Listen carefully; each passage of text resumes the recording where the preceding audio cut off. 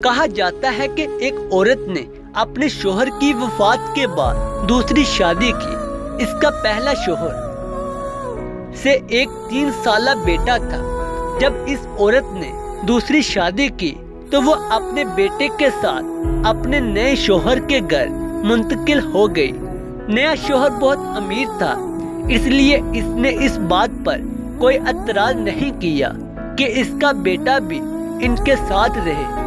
شروع میں وہ اس بچے کے ساتھ کھیلتا بھی تھا اور اسے اپنا ہی سمجھتا تھا، لیکن 1 سال بعد جب ان کا اپنا بیٹا پیدا ہوا تو شوہر کی محبت اور توجہ بدلنے لگی۔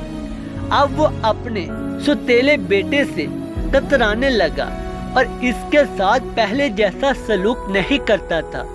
اس کا سارا دھیان اب اپنے حقیقی بیٹے پر تھا۔ دن جب وہ کام سے واپس آیا تو اپنے بیٹے کے لیے ایک نئی سائیکل لے کر آیا۔ ماں کا دل کھٹک گیا جب اس نے اپنے یتیم بیٹے کو اپنے چھوٹے بھائی کو حسرت بھری نگاہوں سے دیکھتے پایا۔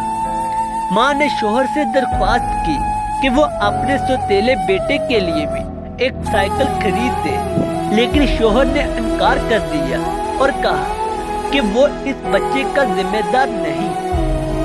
اگر ماں نے دوبارہ اس بارے میں بات کی تو وہ بچے کو گھر سے نکال دے گا۔ ماں نے اپنے بیٹے کے تحفظ کے لیے یہ بات مان لی۔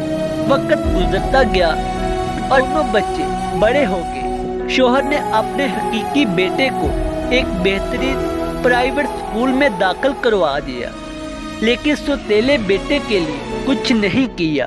ماں نے غصے سے جواب دیا، ہاں وہ شاید تمہارا خون اور گوشت نہیں ہے، لیکن اس کا مطلب یہ نہیں کہ تم اسے تعلیم سے محروم رکھو۔